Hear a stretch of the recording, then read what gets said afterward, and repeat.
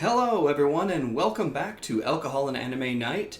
As you may remember from the previous episode, there were some computer issues. So we're back bringing you the show that gets you drunker, that gets you fatter, and may even make you have some relapses into animes from the 90s. Tonight's show, we're going to try and get that all sorted out. Stay tuned.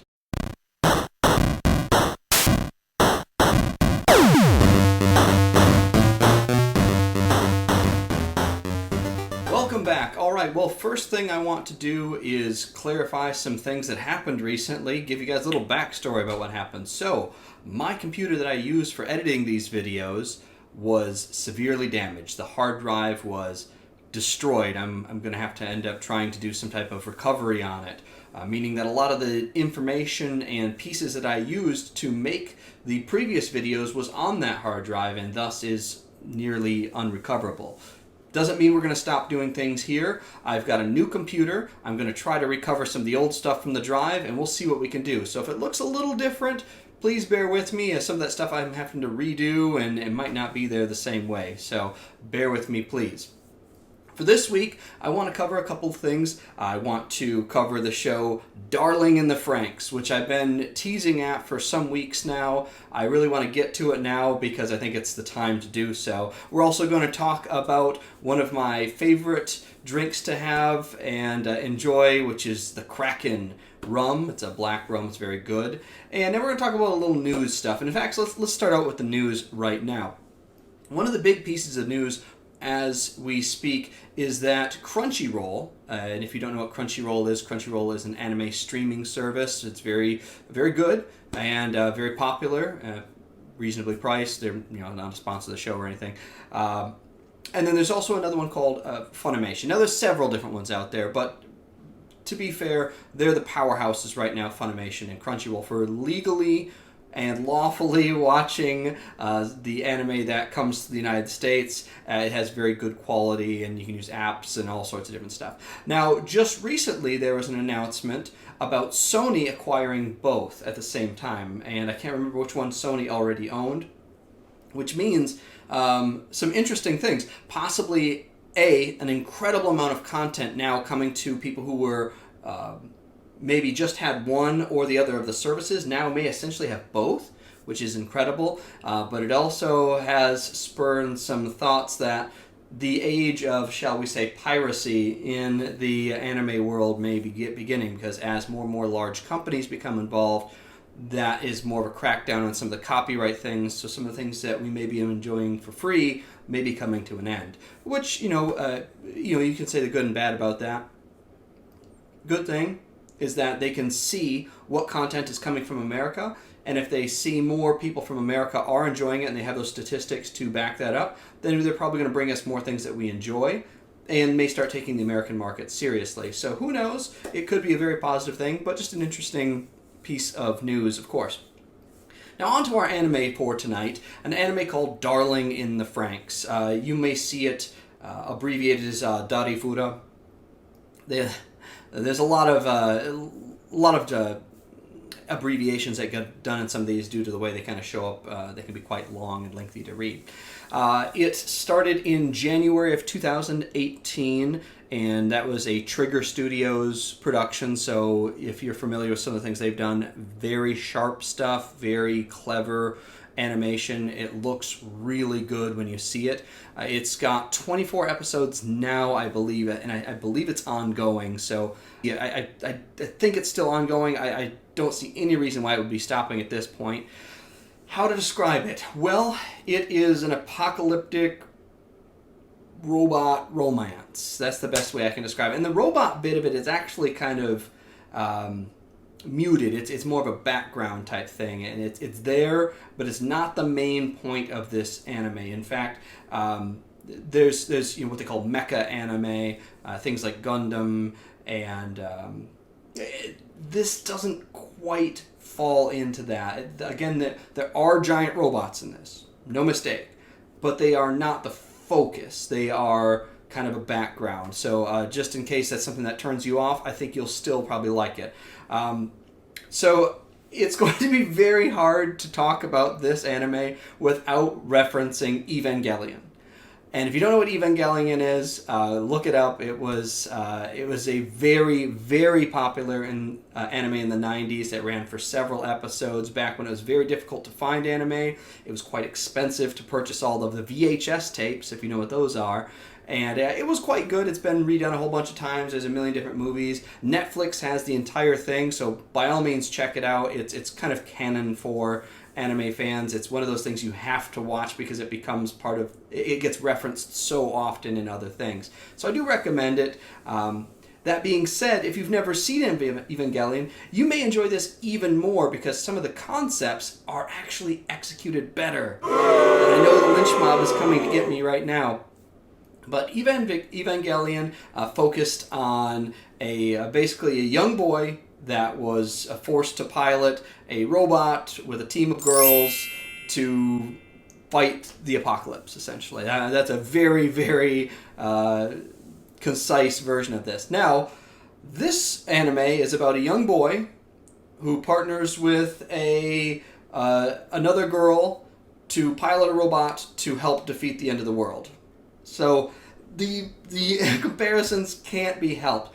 However, without giving away too much, I do believe in some ways many of the things that they were trying to do in Evangelion, Darling in the Franxx actually executes better. And I know, here comes the hate mail, but I'm just telling you that they get to the point a little bit better, and I think you tend to care about the characters a little bit more. Now, that being said, there's not quite as much comedy. There was some comedy injected into Evangelion. There is still some of that in Darling in the Franxx, but it is less than Evangelion. Some less of the silly characters like the penguin that was never really explained why he was there and stuff like that. Anyway, so in this, the giant robots are called Franxx, Franxx, not to be confused with the Evas, of course. And the main character, the protagonist in this story, is Hiro. Now, he actually has a number designation, which I believe is 16. And all of the children are never given names by the adults. They are only given numbers. He actually assigns names to some of the kids, which is interesting. And I want to take a step back here because the future that we're in here, again, is kind of I don't say apocalyptic, but certainly like on the edge of the apocalypse. And the children are actually kept completely separated from the adults. And there's some different reasons why they're given very, very minimal contact with adults. They actually are called parasites, and the reason they're called parasites I'll get to in a second. And if you are familiar with Aldous Huxley's book called Brave New World, it actually has some similarities there. So I don't want to get too deep into that and ruin it for you, but it has some very deep overtones, and it makes me feel like they were influenced by that book a bit. So if you don't know what it is, you can look up a Sparks Notes or a Cliff's Notes version of it, and you can get the version of it about kind of the way kids are handled. So they use these giant robots, they call Franxx, to help defend themselves against these creatures called Klaxosaurs. Not angels. These are called Klaxosaurs. Totally different. And humanity is actually forced to be kind of relegated to these, what they call plantations, which is totally different than Tokyo 2 or Underground Tokyo or anything like that. Totally different thing. But anyway, these parasites, which are the children, get together and they operate these Franxx, which are these giant robots. And they require that you have kind of a sync. So it has to be a male and a female. They call the pistil and stamen, which is obviously a reference there. And it may be interesting for you to note that when they are dual piloting these giant robots, which by the way is nothing like Pacific Rim. Nothing like that. It's a totally original concept to have two different characters that have to sync together in order to pilot something. That is totally original. However, the manner in which they pilot the Franxx, i.e. the position that they are in whilst pilot them, is worth a look. is worth a gander once you start watching it. But again, it doesn't happen too often, and really the focus of the entire show, if I'm to be quite honest, is actually quite romantic. It's about finding yourself. It's about discovering who you are and discovering where you fit within a group.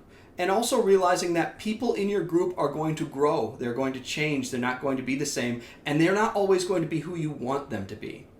That's a really key life lesson here that this show really nails, is that your friends and your teammates, what you want them to be and what they actually are and who they actually are, you can't change that.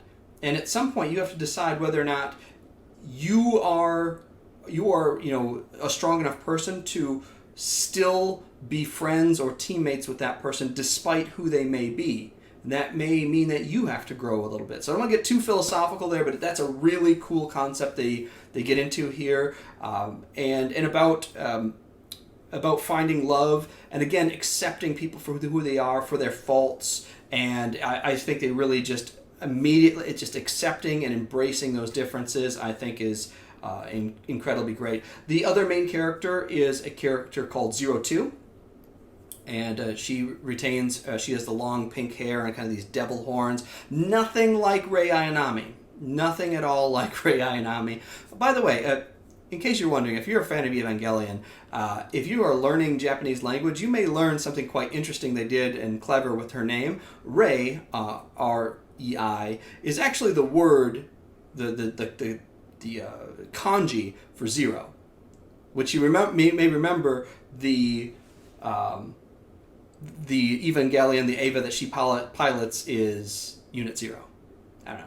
I thought that was a little cool thing when I was learning Japanese numbers. I was like, hey, that means 0. Oh.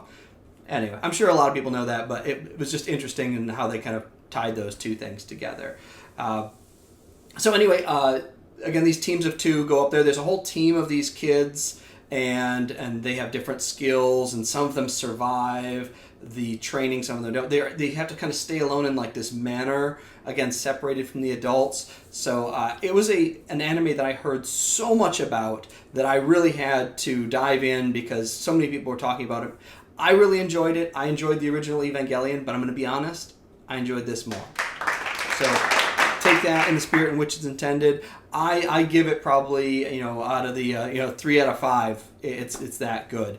It's not particularly inappropriate or anything like that. There's some kind of like very clever nudity scenes, where like somebody might be in a bath and like their hair is draped over, something like that. So still kind of ranks maybe PG-13 if that's your kind of thing. Nothing weird with the language. There's quite a lot of violence. Some people do get badly hurt. There's some blood and things like that. So and some of the concepts may be a little drastic, but worth checking out for sure. Now on to our alcohol for the evening. This is the Kraken. It is a black rum, and it is a decently high proof. It's got a great flavor. Again, this is one of these other ones that is kind of good just chilled out of the bottle, but my jam, and this is maybe an old school old man jam, I love this with some Coca-Cola, man. Some rum and Coke is outstanding. I'm not gonna lie, I was originally drawn to this by its very piratey look, and I thought this is awesome. It's got an It's got an octopus on it. There's like a pirate ship there. I was like, yeah, this is awesome. And so I thought this was a relevant spirit to cover when we may be coming upon the age of pirates now with the anime world and streaming as it is. So check out Kraken. That should be available pretty much anywhere. I will be honest, it's one of those things, if you can find something you love as far as alcohol and it's widely available, that is like the best deal. So I've seen it everywhere: liquor stores, grocery stores, specialty stores. It's pretty much everywhere. Now, oddly enough, it's harder to find at bars. So actually, if you go to a bar, I've rarely seen it there. And I think it's because they're pretty specific. They like to stick to their kind of staples. But you may see it now sooner as people start to return back to bars and clubs. You might see people requesting it. I don't know. But definitely check it out. Another thing I want to talk about, and I'm going to try and get to it next episode, is a visual novel that I played called Doki Doki Literature Club. Now, I'm going to get into a little bit of a brief review about it, but before I go, if you guys are on Steam or you have other types of services where you can get that service, without me telling you anything about it, I'd like you to go out there and try it. I wholly endorse this game. It might sound silly. Try to read nothing about it so it's a complete surprise. And let me know what you think, because I got a little bit of a hint, and it was still really good even though I got a really good hint. But I imagine if you had no hints that this was going to be kind of the content that's in it, you'll really like it. So it's not something I would say that's particularly, it doesn't have like a lot of like, I don't think there's like any nudity or anything like that in it. It's just that, so I don't want to spoil anything, but check it out. I want to talk about it next episode, so if any of you guys have checked it out, it doesn't take too long to play, maybe 2-3 hours, but it doesn't require too much. I think it's free even, so on Steam. So check it out. Let me know what you think. My name was Scott. It's been great talking anime with you, and as always, kanpai.